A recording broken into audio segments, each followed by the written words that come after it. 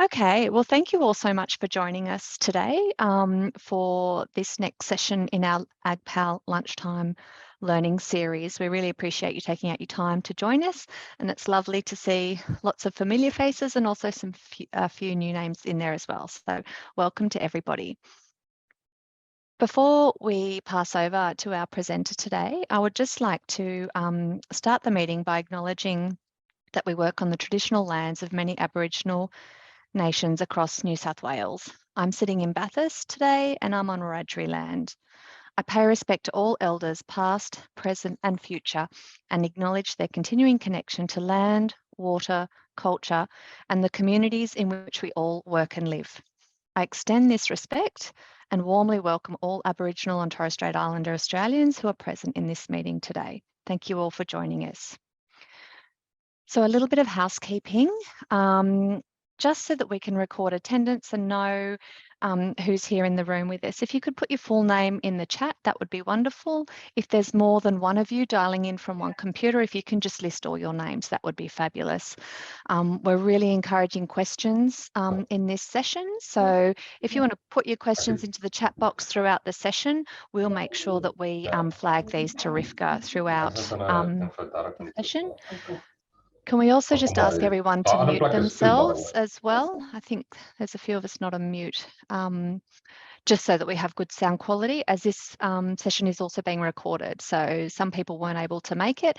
We're recording it and we'll make that available for everyone after the fact.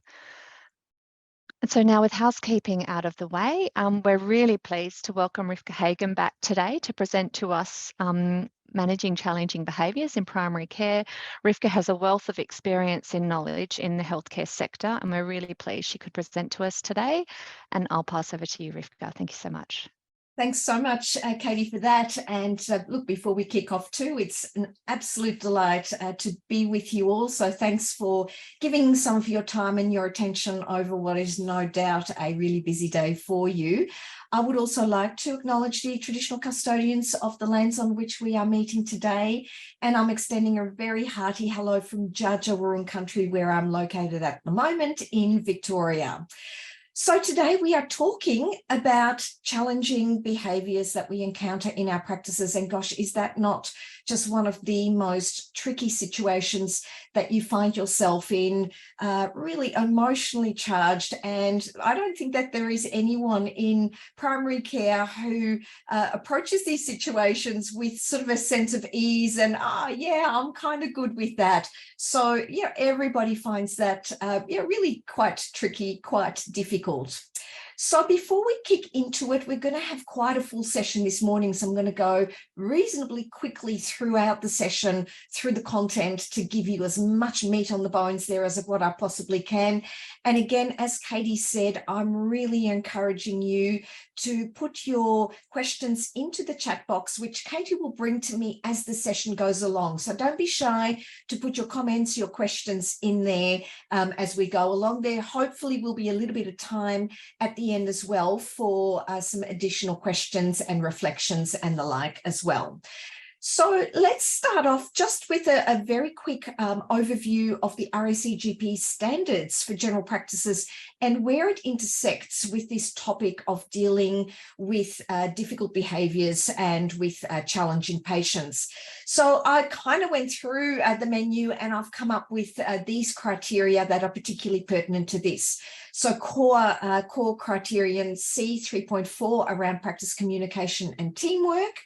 Core criterion 3.5, definitely this one is the big one, work health and safety, very important. There's also core 8.1 around education and training of non-clinical staff, which is kind of what this session is, of course. QI, the quality improvement module standard or indicator 1.2 on patient feedback, and 3.2 on open disclosure as well. So that just gives you a little bit of an overview of how that intersects as far as accreditation is concerned. So let's kind of frame this conversation around difficult behaviour. And I don't know if you're like me, you know, a bit of a fan of good old cranky Dr. House. And what I want to kind of focus on is that the difficult behaviour is not just patients that we encounter that present in an aggressive manner or in a way that really challenges us at the front desk. We kind of encounter this in life altogether, don't we? And certainly we see this from our colleagues, including our doctors, but not solely restricted to them. It's also our co-workers and the like. And I would dare say too, we find these situations within our family lives as well. So this is not just restricted to a patient who's got a grievance, who's going to get in your face and become a little bit tricky. So broaden out your thinking as far as, difficult behavior is concerned, and see whether you can apply some of the techniques that we're going to talk through more broadly across the spectrum.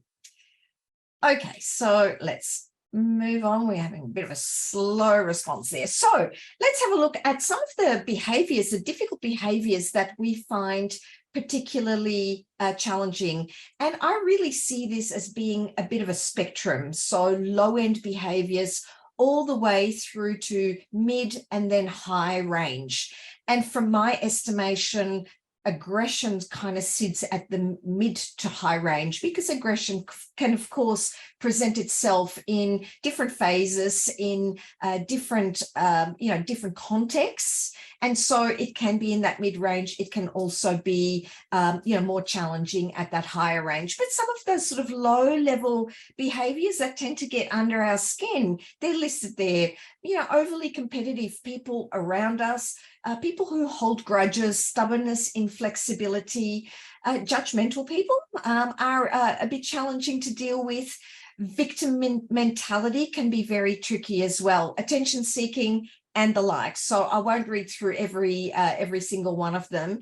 In that mid-range, we sort of elevate that up a little bit into that space of entitlement, selfishness, arrogance comes into that as well, blaming, not taking responsibility, focusing on the drama of a situation, all the way then up to the high level behaviors that can end up also in, physical threats and the situations that can really put us in that space of danger.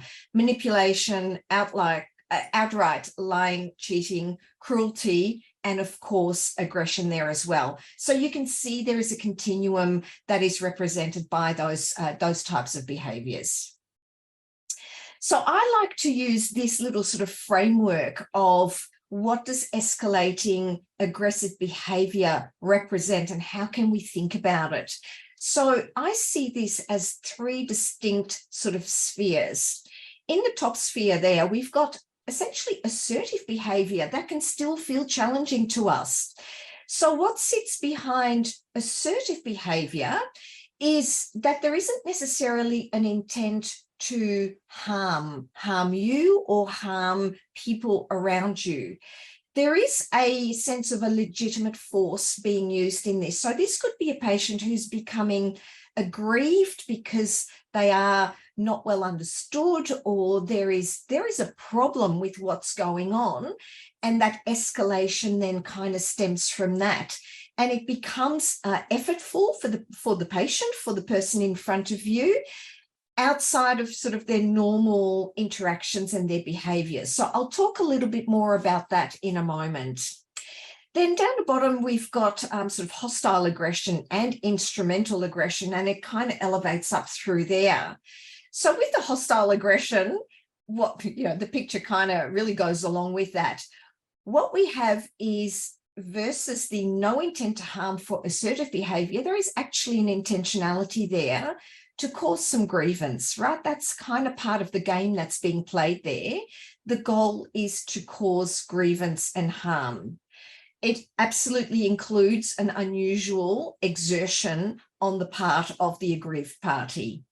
And then on the really high end there, we've got the instrumental aggression, where in fact the intent to harm is the primary objective of the interaction. So this is, people who approach from a very unreasonable viewpoint with a view that they are there to win the game. They may not necessarily be angry, so there can be some very subversive behavior that sits behind that. So that's that continuum that I would like you to keep in mind there. So I can see Sue's got her hand up. I'm going to encourage you, Sue, to perhaps pop your question into the chat box, and Katie will bring that to me if you'd like to bring an interaction there. So I'm going to also ask Irvin if you can maybe just turn off your camera, just so that I'm not distracted by that. Thanks so much. I really appreciate that. Okay, so let's come back to that notion of a legitimate grievance. What's happening here is that there is an element of an event that has preceded the introduction of anger, grievance, unhappiness. So it could be something to do with a service complaint or a service issue. There could be some sort of level of frustration. The patient may feel that they are unheard or misunderstood. There could be an element of stress or anxiety that sits behind that as well. So we have an unhappy person in front of us. And I would dare say, out of the continuum of difficult situations that we deal with, this one is manageable. And I would imagine that you will recognize this as not an infrequent occurrence, especially in the field of healthcare, right? We've got people coming to us who are, unwell, unhappy, and they are likely to present these kinds of, assertive behaviors where they're not really in a good place and a good space. So there's that. So in terms of the service complaint, and, we do know that we get far more complaints usually than what we do expressions of gratitude, although hopefully you get a little bit of that as well. But the sorts of things that cause this elevation of that exertion of energy because a patient's no longer happy about what's going on, particularly pertaining to waiting times. Cost is now really becoming a factor in that as well. There is grievance around fees for service. The notion that the patient may not have received what they came in for, whether that might be medication or a referral that they believe that they need, that may not be what their clinician, their GP, their doctor feels that they need.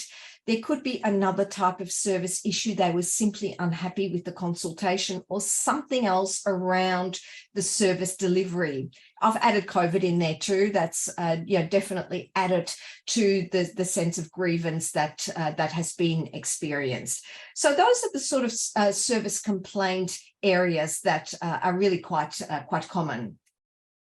Underneath that, we need to remember that there are illnesses, both physical and emotional, that may play into that sense of grievance.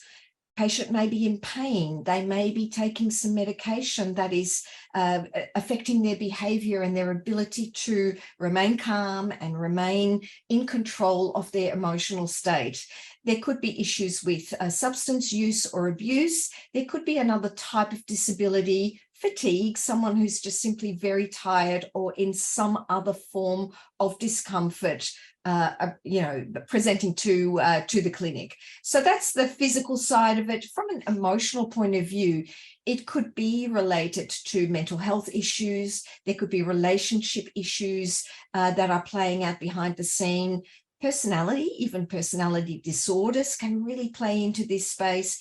Grief, feeling frightened or scared, feeling out of control, and that notion of stress, anxiety. So all of those states can have a really big influence in the patient's ability to kind of manage themselves, control themselves, and it therefore results in a higher likelihood that they're going to be in your face and they're going to be communicating with you in a way that makes you feel really quite challenged.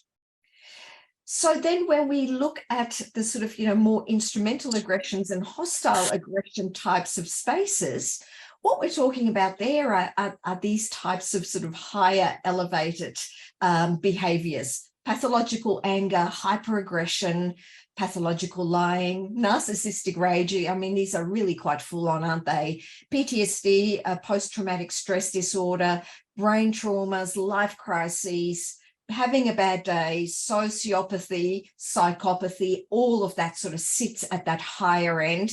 And I wonder whether when you sort of reflect on these terms, you probably get the heebie-jeebies as we're kind of going through that, whether you can think of especially certain patient cohorts that you go, oh, this is our Mrs. Smith, or, you know, this is our Betty, this is how she presents, you know, that's what we're dealing with here. I reckon every clinic has a cohort of patients that you go, oh, these are the ones that we need to be really careful with. We need to manage them very carefully to ensure that we stay safe, we stay well, we support the patients as best we can. So that's the illegitimate grievances there. So when patients are the aggressors, the sorts of behaviours that we can see can be sort of expressed by these descriptors. Intimidation, aggression, rudeness, swearing. They might just be very loud, being in your face. Hopefully we don't start off with an assault, but I've certainly been in that case where, you know, a patient has just rocked up and just smashed in one of the front windows because of, you know, whatever reason. There could be stalking, there could be loitering. Those sorts of behaviours can all be evident. There can also be harassment type of behaviours, such as innuendo, and I'll bet you some of you can kind of really resonate with that as well, with patients who are just a bit inappropriate in terms of their language, their comments, their behaviour. And, you know, it may involve attempts at sort of, you know, touching or physical advances that feel really inappropriate. So that kind of plays into that space of, you know, difficult behaviours as well. So again, there's a lot to think about when we contemplate how do we best address, you know, a lot of these challenging behaviours, and we will go through some strategies in a moment. So let's just come back to that notion of assault, which sits at the highest end of that tree. It is, you know, the most dangerous situation that you are aiming to minimise the threat of in your dealings, especially, of course, with patients. Remember that there will be some different statutory definitions of what assault entails within different states. But essentially what we're talking about here is the intentional use of force or intimidation against somebody else without consent or reason, which causes fear of an immediate threat of physical violence or harm. So that's kind of the definition of what an assault is. And it can involve pushing, shoving, smacking, holding or touching, or the threat of that. So what I want to really focus on here too is that sense of threat is different for different people, and that will be informed by your own background, your own experiences, your own confidence and competence in dealing with some of these very challenging behaviours. So the sense of threat for one person may be different to the sense of threat for someone else. So hold on to that thought, because I'll talk a little bit more about that in a moment as well, that we need to make space for that difference of how ready we feel in terms of the sense of threat that we are finding ourselves in. So just want to come back into that space of, you know, we're not just talking about patients in front of us at the front counter behaving badly. When we think about challenging behaviour, we're also kind of reflecting on our situation with our co-workers, with our colleagues. So this could be represented by things like workplace conflict, stress, personality clashes, different working styles, and of course, different levels of skills, experience, and expectations. All of that can make for a really challenging situation as well. And of course, you know, in my travels, talking to so many practice managers, I know that these challenges are just as real as, you know, difficult patients stepping into our space as well. So again, hold on to that thought of, what do I do with my co-workers in terms of addressing some of these challenging situations because we can apply some of the rules to any life situation, not just a difficult patient in front of us. So on that note, I just wanted to kind of introduce you and remind you of the fabulous Simon Sinek, who is a very well-known author. And he sort of coined this little phrase around the notion of teamwork within our practices, or teamwork in any workplace, that a team is not just a group of people that work together. I mean, that just happens by its very nature of a workplace. But the notion of a team is a group of people that trust each other. And of course, the key word there is trust. So that is what we seek to develop when we are working within our workspaces. And that is essentially also what we try to deliver when we are dealing with an aggrieved patient as well. So the notion of trust is where that kernel of truth will sit in terms of managing escalating behaviours. Developing trust and comfort in those relationships as quickly as you possibly can is going to be the key to getting much better outcomes than this sort of escalation of behaviours. So that's an important one. I'm just going to lighten the load a little bit because the conversation's, pretty heavy at this stage. And again, feel free to pop your questions into the chat box if you've got them at this stage. When we think about sort of the notion of trust, this can be kind of really tricky, can't it? Because often what we say and what we mean are not the same thing. We are all hyper clever at playing games and being, not quite what we are expressing. So here are some examples there, for you. If I say to you, I hear what you say. Internally in my head, I might be thinking, yeah, but I don't agree with that. Whereas the person in front of me might be thinking, oh, yeah, okay, Rivka's accepting my point of view. So there is already a dissonance happening there. And there's a couple of different examples here. When I say with respect, that's kind of a loaded word, isn't it? Because I'm thinking, oh, I don't think that much about this situation at all. And the interpretation of that might be, oh, okay, I'm being listened to. That's pretty cool. If I say that's not bad, I might be thinking it's actually terrible. And the other person might be thinking, yeah, actually, that's pretty good. So again, there's just some examples there of what we say and what we mean can be polar opposites.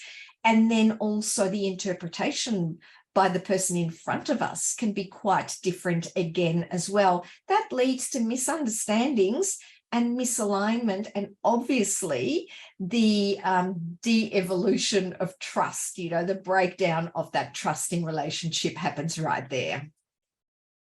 So let's have a quick look at the notion of zero tolerance. So we're kind of back to, to serious discussion here, because, when all is said and done in the workplace, your own physical safety is the most important factor in this at all. So we're kind of coming back to an aggressive patient in front of us, no matter how that represents to us, whether someone else might interpret that situation as being sort of mid-level and I'm okay, you might be thinking, I'm feeling unsafe. I need to get away from this.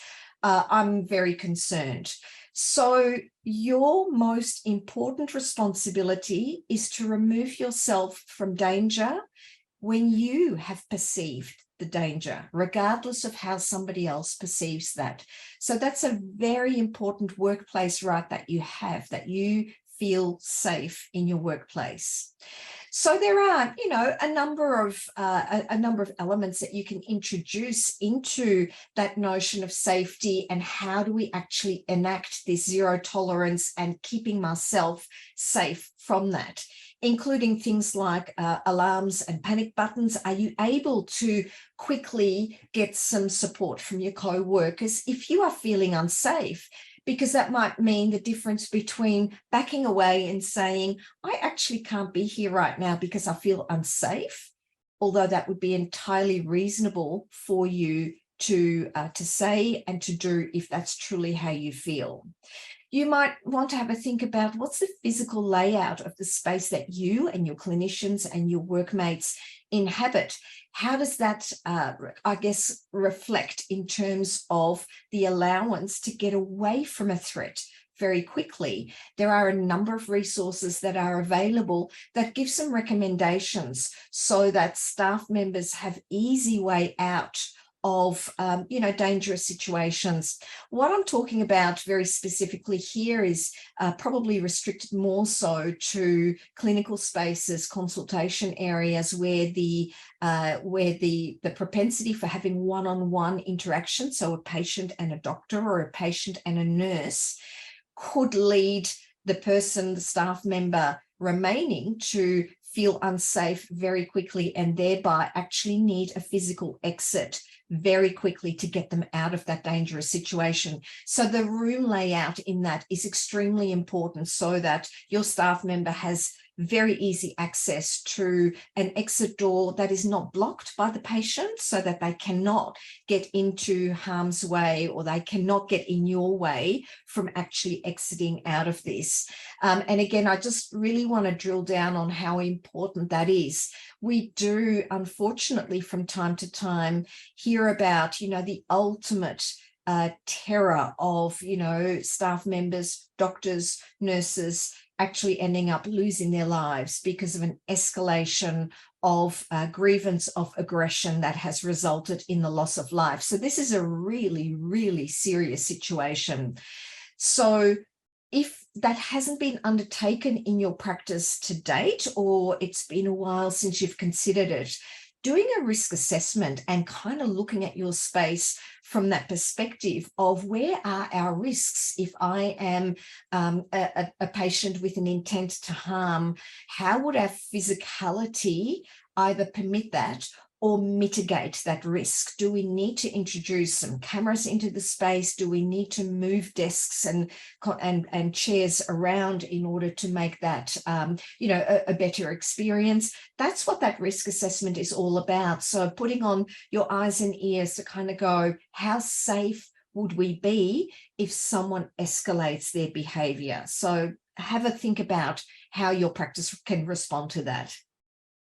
And of course, remaining neutral, and we'll talk a little bit more about that in a moment as well, is a very important approach. The more elevated a behavior becomes, managing yourself and remaining calm and neutral is going to be a really important way to go. So zero tolerance is also about the messaging that you put forward to your patients in terms of what your expectations are. And I know that practices are starting to become pretty good at that, where they might have some posters in their waiting rooms to indicate that we are not tolerant of aggressive behavior, mind your manners, the way that you speak is important, and if your behavior does not meet basic requirements, then we may ask you to leave our premises. So it's kind of setting the scene straight up front. Look, I think it's worthwhile as a reminder to patients to say, look, just, watch yourself. Ultimately, I think in terms of the higher end behaviors, it probably, it probably isn't going to stop someone from escalating and becoming dangerous in your space if that is the intent of what's happening anyhow. So, balance that, but make sure that you do have policies in place. And of course, ensure that your staff are very comfortable with that notion of they call the shots in terms of when they feel safe and when they feel unsafe, and that's permitted in the workplace. That's a really important message for today's session. Okay, so what do we do about some of this escalating aggression? What can we do to mitigate this? So the first step along the line here is the anticipation. We need to keep our eyes and ears open, and this is very relevant to reception staff, to your frontline workers, to be aware of what's going on around you, keeping patients informed if waiting times are going to be longer, or, something's happened within the clinic that's going to possibly aggrieve patients, is to be prepared and to be preemptive of what might be happening, so that you're giving patients an option of where do we go from here. And a really clean example of that, of course, is waiting times. If an emergency has rocked up, the doctor is going to be a lot longer. Don't leave your patient sitting there in the waiting room to stew and elevate, become angrier and angrier that, now I've been waiting for 40 minutes. I still don't know what's going on. So that preemption is a really important part of flagging this and saying, I'm really sorry, we have had an emergency come through. What can we do? Would you like to rebook? Would you want to, come out and we'll go out and come back in 10 minutes or so? Giving patients an option is like the first line in a really effective de-escalation strategy there. So communicate, communicate, communicate. You cannot communicate enough around that preemptive space there. If you do find that patients are becoming elevated, they might be coming to the front desk and indicating that they have a grievance. The first thing that you might want to do is this the right place to actually have this conversation? So do you have a private space whereby the patient can express what's going on for them? If you do have that available, that's what you do, right? Take them away from an audience and take them to a space where you can, really unpluck what's going on for them and perhaps offer some solutions there.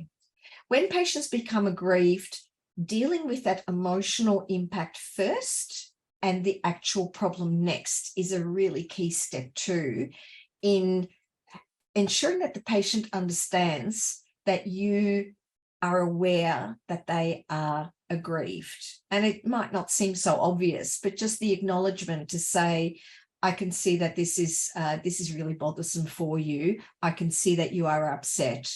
I can hear and understand that you are aggrieved. Let's have a talk about this, is another great way to just take the temperature down a little bit. Then when the temperatures kind of come down a little bit, you can then deal with the problem to say, well, what's actually going on here? How can we respond? How can we best respond that? And in those conversations, in those interactions, the key focus and your awareness needs to also remain with how you are emotionally dealing with this situation. So what's your reaction to this situation as well? So that self-awareness is really important. So let's have a talk a little bit more about that. I love this emotional intelligence model that gets you, first of all, to become really aware of how you are feeling and how you are responding, so that you can manage yourself primarily, because really you are only ever in control of your own response in a given situation. Once you've got that covered, you are then able to understand the patient's perspective and see how they're faring as far as that emotional intelligence is concerned, and then applying your social skills to manage that situation. So there's quite a bit of skill that goes into this. And again, one of the key messages that I would love for you to take away from today's session is to build on your self-awareness. And I want to, just kind of reflect on the way that I used to manage this when I was, a practice manager in a large clinic. Whenever there was this sort of situation of a grievance or a patient complained, someone who's unhappy, in terms of my self-awareness, I always had this imagery of putting on the cloak of armor, that I just needed to protect my emotional energy for what was clearly going to be a challenging situation. So it was literally, I'm putting on the cloak. Here we go. I am turning everything off. I'm not answering phone calls. I'm not going to be distracted by anything else other than dealing with what's in front of me. I'm aware that my heart rate is raising because it's a challenging situation, and I'm aware of it, and I'm okay with that, because that's my brain kicking into action and my body being prepared for a more challenging situation. So that's that self-awareness bit that I'm noticing. I am anxious. I'm putting on the cloak. I'm getting ready for a conversation. That then puts me in the space of fully focusing on the client, the patient in front of me, judging where they're at and how I can best meet their needs whilst keeping myself safe, and applying my listening and my empathy and my communication skills to de-escalate the situation to aim for an optimal outcome. So that was my approach. And for the practice managers in the room, that may be a framework that you might find a little bit helpful too. But you might also have staff working with you who are not going to be capable or comfortable to take on those really challenging situations.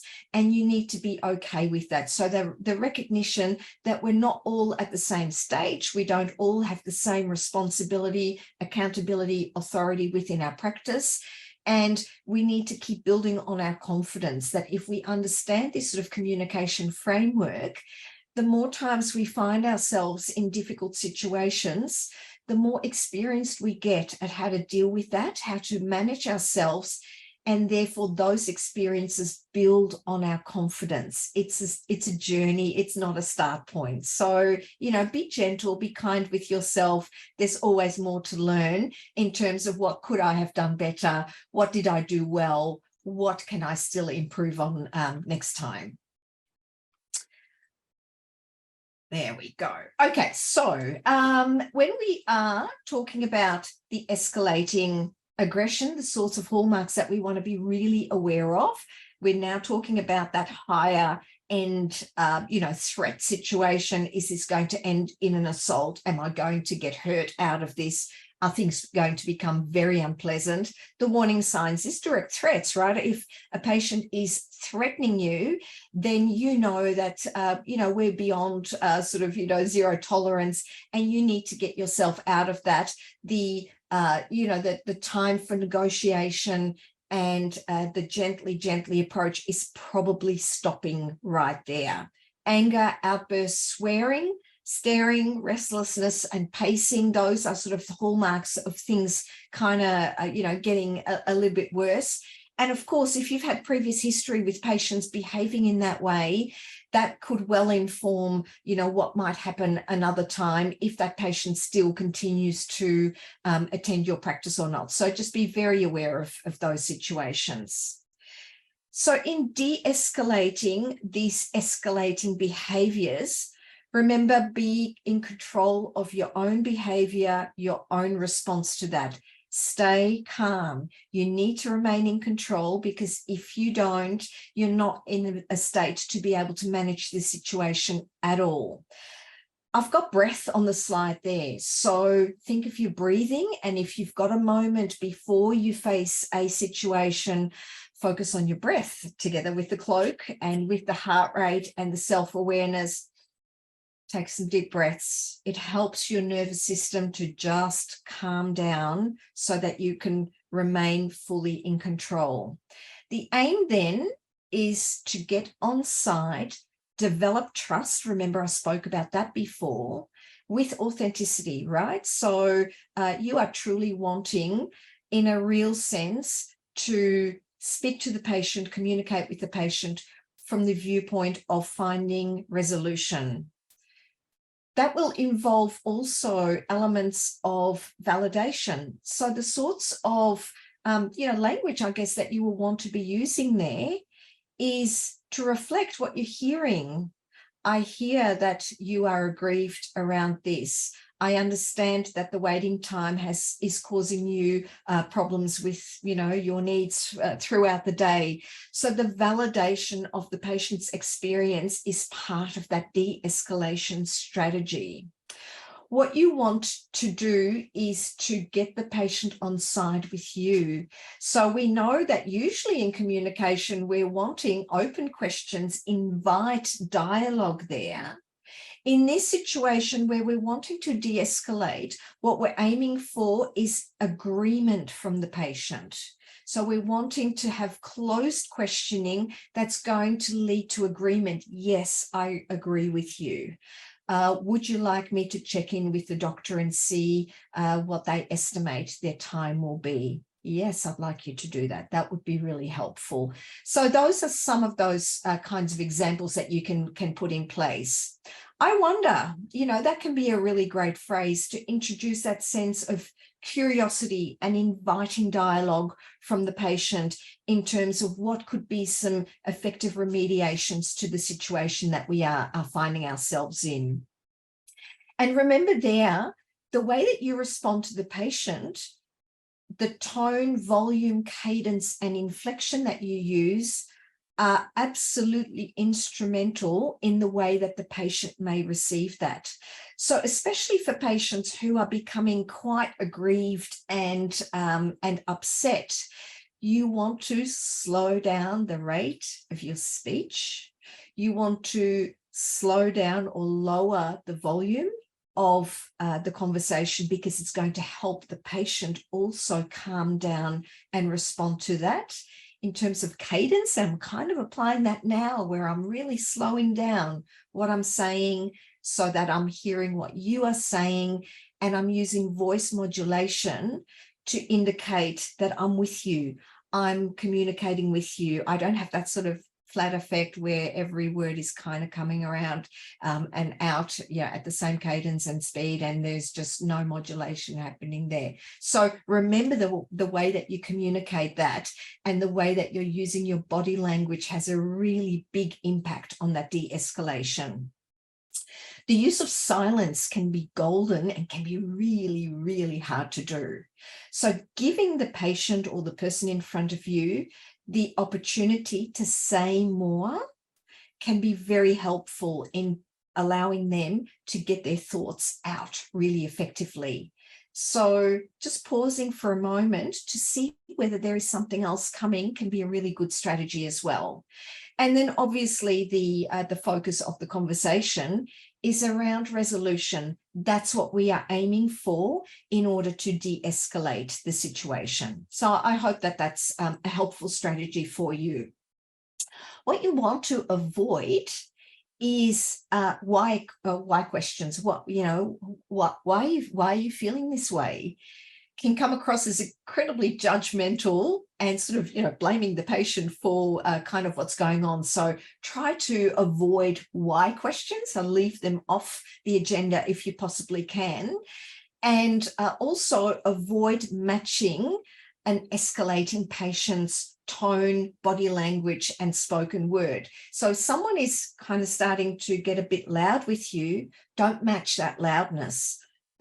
Make it the opposite. Go quieter to try to bring them down. So otherwise, you're just going to build up, and before you know it, you'll be in fisticuffs, and that's not going to be a great idea. So don't try to match the patient. You need to remain in control of toning that down and bringing calm into the conversation. That's your responsibility. Then we are really looking at, the aim to resolve issues. So if there is a situation that can possibly be resolved right there and then in order to respond to that grievance, do it, and ensure that your staff also have the authority to be able to resolve simple situations for the purpose of resolution. Refer if required. So this is speaking very specifically to, reception staff who may not have the authority or the capability to deal with the issue in front of them. It may require an escalation to the practice manager or to one of the doctors or the like. Do that. If that's the best way to go, you want to be ensuring that the patient understands that that's what's going to happen. What I would say, though, and I've not popped this down on the slide, is that I would really encourage you to not have a blanket approach to these sort of difficult situations and complaints and the like, of saying, you'll need to write to us in order to get this resolved. If you give one option to your patients, to your clients, and they don't want to write to you, they want to speak to you, giving them that very closed option is very likely to land yourself in that escalation space again. So communicate with the patient. How would be the best way for us to resolve this? Would you like to come back and speak to us again about this? Would you like a telephone call? Would you like to come back in again? Would you like to write to us? Would you like to send an email? So there are lots of different ways that these things can happen. And, you might have a form available on your website. I don't know. So make it really easy for patients to use the mechanism that is going to suit them best to address this issue. Outline the next steps. So make sure that you come to an agreement with the patient about what's going to happen next, and then do it. Make sure that you don't let anything drop.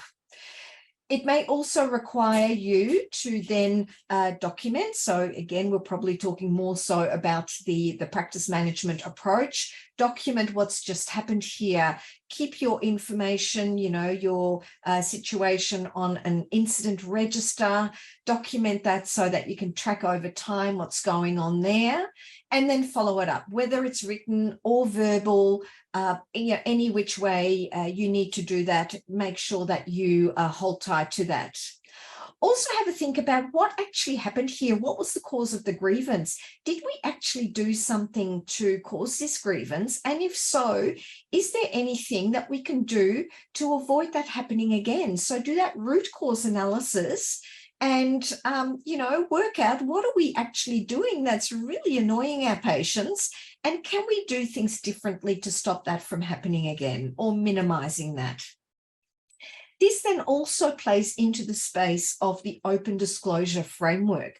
So this is if the practice has done something that's caused the grievance, that we become transparent about that and we own up to our role in what's happened here, perhaps looking to offer an apology, certainly look at changing your protocols, and making sure that you communicate that with your patient as a way to also review and close off that grievance as well.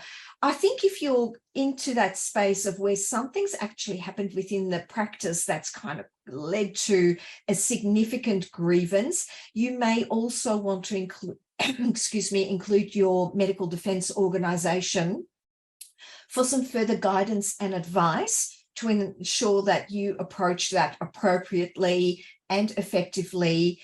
So seek advice. It's a really good way to go when you are not sure that your approach is going to be the best way to go. With patients who present these sort of challenging behaviours on an ongoing basis and likely to present again in that way, you might consider some acceptable behaviour agreements. And so for some practices, this is what they undertake quite regularly. And I'm thinking of the types of practices that might be dealing more frequently with, for example, drug-affected patients where, we need to keep a pretty tight rein around behaviours that can present itself more frequently, that we put more scaffolding around that to say, if you're going to receive your care from us, this is what we need from you. If you breach that, we are not going to be able to deal with you. So you can look at that if you think this is going to be helpful for keeping your staff and your workplace safe as well. And it might also include flagging health records if there are particularly problematic situations that you are finding. So the key to all of this, of course, is listening, and truly deeply listening being the key there. I won't go into too much detail there. I do have a little URL down the bottom there for Oscar Trimboli. He has a podcast series and it is all about the art of listening, which is far more complicated than what you might think. And he explains a sort of a 5-level framework that truly listening and connecting is not easy to do, but it has context. So listen to self as the first point is really important. And I've kind of talked you through that in terms of that self-awareness and being really attuned to how you're feeling and how you're faring. Once you've got that sorted, you can then be better aware of, well, what's kind of happening around me? What's the content? What's right in front of me? And then what's the context around it? What are the mitigating factors and what else is going on? That might allow you to then tap into what hasn't been said. That's important here too, so that we can assign fuller meaning to the situation that we are finding ourselves in. So again, look, we could probably talk for a whole hour just on this slide alone, but the different levels of listening are going to be key to being able to respond well to these challenging situations. So maintaining presence, listen, clarify, develop that trust, use pause and silence to reflect and ensure that we've got a sort of good understanding happening there. How do we do that? Well, we need to remind ourselves that we need to be aware of our verbal and non-verbal communications. We need to withhold judgment, so don't land on your outcome from the outset. If you do that, it stops you from being able to listen effectively and listen to the fuller context of what's going on around you. Retaining and clarify, so don't be distracted by your phone, by your computer, by anything else going on around you, and avoid the distractions. And then checking your understanding, making sure that what you've heard is what the intention was by the person in front of you. What I heard you say is XYZ. Is that correct? Can I confirm I've got that right? So that you can come back with a fuller context response to that. And hopefully you can see that these sorts of approaches are going to be just as helpful, like I said, in dealing with workplace grievances and interaction between your staff members as what it is with a difficult patient in front of you as well.